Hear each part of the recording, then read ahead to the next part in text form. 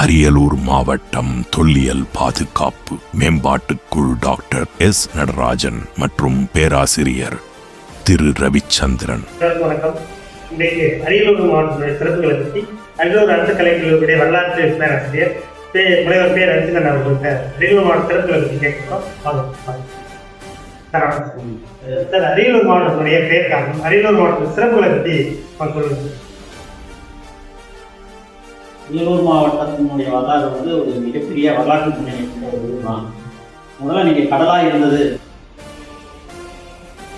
பல கோடி ஆண்டுகளுக்கு முன்னாடி அரியலூர் பகுதி முழுவதும் கடலாக இருந்தது அப்படிங்கிறது நான் சான்றுகள் நமக்கு நிறைய கிடைக்கும்.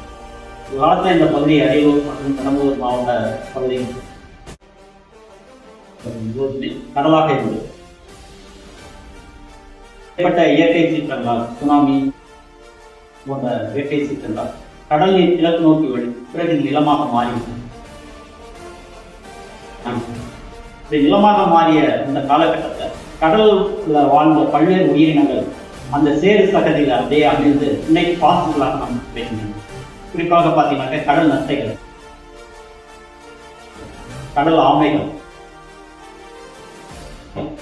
நட்சத்திர மீன் இருக்கிறோம், ஸ்டார் ஃபிஷ், இந்த மாதிரி படிமங்கள் நமக்கு ஏராளமாக இந்த பகுதி முழுவதும் கிடைக்கின்றன.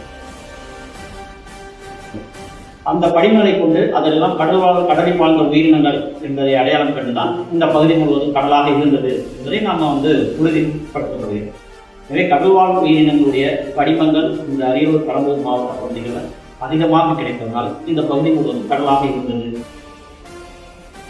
என்பதை நாம் உறுதி